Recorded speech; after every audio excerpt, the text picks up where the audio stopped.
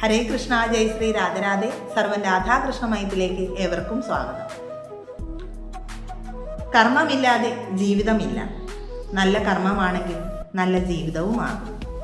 സത്യമാർഗം കണ്ടെത്തുവാൻ അതുവഴി സാധിക്കുകയും ചെയ്യും. എന്നാൽ ജ്ഞാനികൾ പോലും ചിലപ്പോൾ സത്യമാർഗത്തിൽ നിന്നും ഭ്രഷ്ടരായേക്കാം. തിന്മ സഹജമാണ്. അതുകൊണ്ട് തന്നെ നന്മ ചെയ്യുവാൻ നല്ല പ്രയത്നവും വേണം. മലമുകളിലേക്കുള്ള കല്ലുരുട്ടിക്കയറ്റലാണ് നന്മയെങ്കിൽ മുകളിൽ നിന്നുള്ള വീഴ്ച തിന്മയാണ്. അതിന് പ്രയത്നത്തിൻ്റെ ആവശ്യമില്ല. അത് സ്വഭാവവും പ്രകൃതവുമാണ്. കണ്ടും കേട്ടും നമുക്കേവർക്കും നന്മ തിന്മ എന്തെന്നറിയാം. എന്നിട്ടും പാപങ്ങൾ ചെയ്യുന്നു. അതിനുശേഷം പ്രായശ്ചിത്തവും ചെയ്യുന്നു. പാപവും പ്രായശ്ചിത്തവും ഒരേ കർമ്മത്തിൻ്റെ രണ്ട് ഭാവങ്ങൾ മാത്രമാണ്. കുളി കഴിഞ്ഞു വന്ന ആന പൊടിമണ്ണ് വാരി ദേഹത്ത് ഇടുന്നത് പോലെ നിഷ്ഫലമാണത്. ഞാൻ ആര്, ജഗത്തെന്ത് എന്നീ ചോദ്യങ്ങളിൽ ശാസ്ത്രവിചാരം ചെയ്ത് ഉത്തരം കണ്ടെത്തി മനസ്സിൽ സൂക്ഷിക്കണം. അതാണ് വിമർശനം.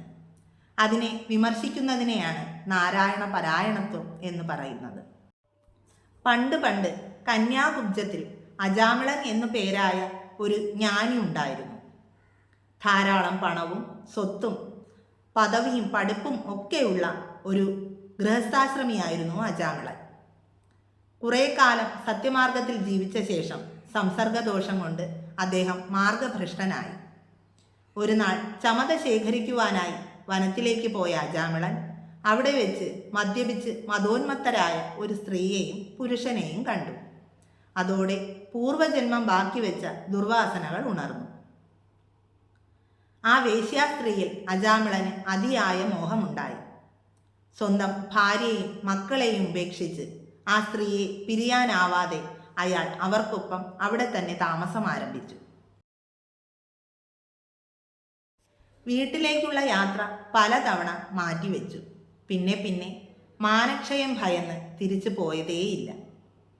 കയ്യിലുള്ള പണമെല്ലാം തീർന്നപ്പോൾ കള്ളവും കവർച്ചയും നടത്തി അയാൾ അവളെയും സന്തോഷിപ്പിച്ചുകൊണ്ട് അവിടെ തന്നെ കഴിഞ്ഞുകൂടി. കാലം കടന്നുപോയി. അവർക്ക് 10 മക്കളുണ്ടായി. അതിൽ ഇളയ ആളെയായിരുന്നു അജാമിളന് ഏറെ ഇഷ്ടം. അവൻ്റെ പേര് നാരായണൻ എന്നായിരുന്നു. അജാമിളന് 80 വയസ്സു കഴിഞ്ഞു. അന്ത്യകാലം അടുത്തു. രോഗബാധിതനായി. നാരായണൻ്റെ കുസൃതി നിറഞ്ഞ കളികൾ അയാൾക്ക് ആശ്വാസമേകി. എപ്പോഴും നാരായണനെ കുറിച്ചുള്ള ചിന്തകൾ മാത്രമായിരുന്നു അജാമിളന്. കുട്ടിയെ കണ്ടില്ലെങ്കിൽ നാരായണ എന്ന് അദ്ദേഹം ഉറക്കെ വിളിക്കും. നിദ്രയിലും സ്വപ്നത്തിലും നാരായണനെ കുറിച്ചുള്ള ഓർമ്മകൾ മാത്രമായിരുന്നു അജാമിളന്. ക്രമേണ നാരായണ എന്നുള്ള വിളി നാരായണ ജപം തന്നെയായി മാറി. അജാമിളൻ ചെയ്തു കൂട്ടിയ എല്ലാ പാപകർമ്മങ്ങളും നാരായണ എന്ന വിളിയിലൂടെ കുറഞ്ഞു വരുവാൻ തുടങ്ങി. അത് അജാമിളൻ പോലും അറിയുന്നുണ്ടായിരുന്നില്ല. അങ്ങനെയിരിക്കെ അജാമിളൻ്റെ അന്ത്യകാലം അടുത്തെത്തി. യമദൂതന്മാർ അജാമിളനെ കൂട്ടിക്കൊണ്ടു പോകുവാനായി കയറുമായി എത്തി. യമദൂതന്മാരെ കണ്ട അജാമിളൻ പേടിച്ചരണ്ട് തൻ്റെ പുത്രനെ നാരായണ നാരായണ എന്ന് ഉറക്കെ വിളിച്ച് കരയാൻ തുടങ്ങി. അജാമിളൻ യമദൂതരായി വന്നവരുടെ ഭയപ്പെടുത്തുന്ന രൂപം കാണുകയാണ്. അതങ്ങനെയാണ്. മരണം അടുത്തു കഴിഞ്ഞാൽ ഒരാൾക്ക് അവരുടെ സംസാരശേഷി പൂർണ്ണമായും നഷ്ടപ്പെടും എന്നാണ് പറയുന്നത്. എന്നാൽ ചുറ്റിനും നടക്കുന്നതൊക്കെയും അവർക്ക് കാണുവാനും സാധിക്കും. തൻ്റെ ശരീരത്തിൽ നിന്നും ആത്മാവ് ഇപ്പോൾ തന്നെ വേർപെടും എന്നോർത്ത് ഭയപ്പെടുകയാണ് ഇവിടെ അജാമിളൻ. അപ്പോഴേക്കും പൂർവജന്മസ്മൃതി കൊണ്ടോ അതോ തൻ്റെ മകനെ ഇനി കാണാൻ സാധിക്കുകയില്ല എന്നോർത്തു നാരായണ നാരായണ എന്ന് ഉറക്കെ വിളിച്ച് കരയുകയാണ് ഇവിടെ അജാമിളൻ. അന്തേ നാരായണ സ്മൃതി. അന്ത്യസമയത്ത് ഒരാൾ ജാഗ്രതയോടെ നാരായണ എന്ന് വിളിച്ചത് വിഷ്ണുദൂതർ കേട്ടു. വിഷ്ണു ഭഗവാന്റെ രൂപം ധരിച്ച 4 വിഷ്ണു പാർഷദന്മാർ ആ സമയത്ത് അവിടെ എത്തി. അപ്പോഴേക്കും യമദൂതന്മാർ അജാമിളൻ്റെ കഴുത്തിൽ കയറിട്ട് അദ്ദേഹത്തിൻ്റെ ജീവൻ എടുക്കാൻ തുടങ്ങുകയായിരുന്നു. വിഷ്ണു പാർഷദന്മാർ അവരെ തടഞ്ഞു. യമദൂതന്മാർക്ക് അത്ഭുതമായി. അവർ പറഞ്ഞു, ഞങ്ങൾ യമരാജാവിൻ്റെ കിങ്കരന്മാരാണ്. നമ്മുടെ സ്വാമിയുടെ കൽപ്പന പ്രകാരം ഇയാളുടെ ജീവൻ എടുക്കാൻ വന്നവരാണ്. ഞങ്ങളെ തടയരുത്. അപ്പോൾ വിഷ്ണു പാർഷദന്മാർ പറഞ്ഞു, മുമ്പ് വളരെ കാലം ഇയാൾ നാരായണ പരായണത്വ പാതയിൽ സഞ്ചരിച്ചവനാണ്. അതുകൊണ്ടാവാം അറിഞ്ഞോ അറിയാതെയോ നാരായണ എന്ന് വിളിച്ചത്. നോക്കൂ, ഭഗവാൻ ഭഗവത്ഗീതയിൽ വളരെ വ്യക്തമായി പറയുന്നുണ്ട്. ഒരാൾ മരണാസന്നനായി കഴിയുമ്പോൾ അദ്ദേഹം ആരെയാണോ വിചാരിക്കുന്നത് ആ ഭാവത്തിലായിരിക്കും നമ്മൾ പോകുന്നത്. നാരായണനാമം ജപിച്ചതോടെ അജാമിളൻ എല്ലാ കർമ്മങ്ങളിൽ നിന്നും മുക്തനായി. അറിയാതെയാണെങ്കിലും ശരിയായ മരുന്ന് കഴിച്ചാൽ അസുഖം ഭേദമാകുന്നത് പോലെ എല്ലാ പാപകർമ്മങ്ങളിൽ നിന്നും അജാമിളൻ മുക്തനായി. അതുകൊണ്ട് തന്നെ അജാമിളനെ കൂട്ടിക്കൊണ്ടു പോകാൻ നിങ്ങളെ ഞങ്ങൾ ഒരിക്കലും അനുവദിക്കുകയുമില്ല. സംഭവം ഇതൊക്കെ തന്നെയാണെങ്കിലും വിഷ്ണു ലോകത്തിലേക്ക് പോകാൻ തക്കമുള്ള ഒരു കർമ്മങ്ങളും അജാമിളൻ ചെയ്തിട്ടില്ല. നോക്കൂ, ഒരു മനുഷ്യൻ്റെ കർമ്മങ്ങൾക്കനുസരിച്ചാണ് അവൻ്റെ അന്ത്യവേള നിശ്ചയിക്കപ്പെടുന്നത്. കഴിഞ്ഞ ജന്മത്തിൽ ചെയ്ത പുണ്യപ്രവൃത്തികളുടെ ഫലമായാണ് പലർക്കും നല്ല ജീവിതങ്ങൾ ലഭിക്കുന്നത്. ഈ ജന്മത്തിൽ നമ്മൾ എന്ത് പ്രവൃത്തിയാണോ ചെയ്യുന്നത് അതിനെ ആശ്രയിച്ചാണ് നമുക്ക് മോക്ഷമാണോ അതോ നമ്മുടെ കർമ്മദോഷങ്ങൾക്കനുസരിച്ച് നരകലോകത്തിൽ പോയി എല്ലാ യാതനകളും അനുഭവിച്ച ശേഷം ഒരു ശരീരം, ഒരു പുനർജന്മം കൂടി വേണമോ വേണ്ടയോ എന്നൊക്കെ ഭഗവാൻ തീരുമാനിക്കുന്നത്. തീർച്ചയായും നമുക്ക് ഈ ജന്മത്തിൽ എങ്ങനെയാണോ ജീവിക്കാൻ കഴിയുന്നത്, ഏത് രീതിയിലാണോ ജീവിക്കാൻ കഴിയുന്നത് ആ രീതിയിലും രൂപത്തിലുമുള്ള ഒരു ജീവിതമായിരിക്കും നമുക്ക് വീണ്ടും ലഭിക്കുന്നത്. ഇത് തീർച്ചയായും ഉള്ള കാര്യം തന്നെയാണ്. വിഷ്ണു പാർഷദന്മാരുടെ ധർമ്മവിസ്താരം കേട്ട ശേഷം യമദൂതന്മാർ കാലപുരിയിലേക്ക് മടങ്ങി. അവർ യമധർമ്മരോടായി ഇപ്രകാരം പറഞ്ഞു, പ്രഭോ, അങ്ങയുടെ കൽപ്പന നിറവേറ്റാൻ ഞങ്ങൾക്ക് സാധിച്ചില്ല. ജീവന്റെ ഗതി നോക്കി മരണസമയത്തെ നിർണയിക്കുന്നത് അങ്ങാണെന്നായിരുന്നു ഞങ്ങളുടെ വിശ്വാസം. എന്നാൽ ദുർമതിയായ ഒരു മനുഷ്യനു വേണ്ടി വിഷ്ണു പാർഷദന്മാരിൽ നിന്നും വലിയ തടസ്സം നേരിട്ടു. എത്ര ശ്രമിച്ചിട്ടും ഞങ്ങൾക്ക് അയാളുടെ ജീവൻ എടുക്കാൻ സാധിച്ചില്ല. അപ്പോൾ യമധർമ്മൻ പറഞ്ഞു, ഒരു വസ്ത്രത്തിലെ നൂല് ഊടും പാവുമായി എങ്ങനെ വർത്തിക്കുന്നുവോ അതേപോലെ ഈ ജഗത്തിനും ഒരു നാഥനുണ്ട്. അത് സർവവ്യാപിയായ നാരായണനാണ്. എന്നെ ഈ കർമ്മത്തിന് നിയോഗിച്ചതും അതേ നാരായണൻ തന്നെ.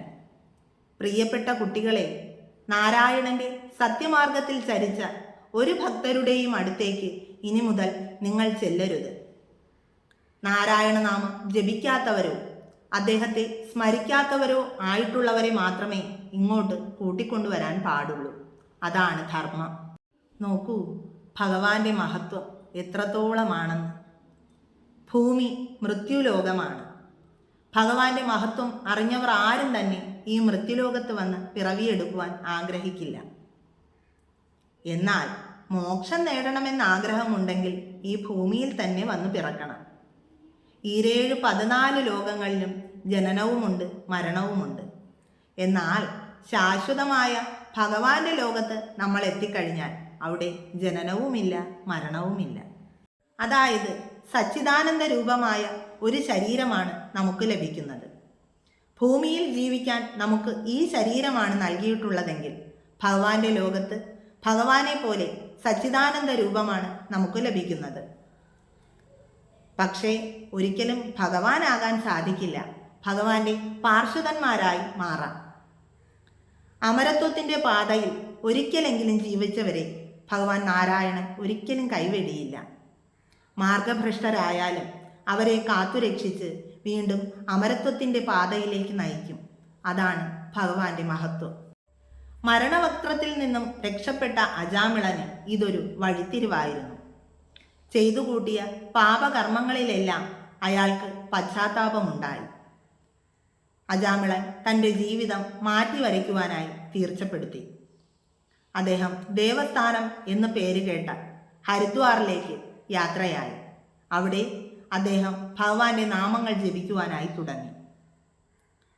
ഒരു മനുഷ്യന്റെ മനസ്സ് മലിനമായി കഴിഞ്ഞാൽ നിരന്തരമായ നാമജപത്തിലൂടെ അത് പരിശുദ്ധമാക്കി മാറ്റാൻ കഴിയുമെന്ന് അജാമിളൻ തെളിയിച്ചു.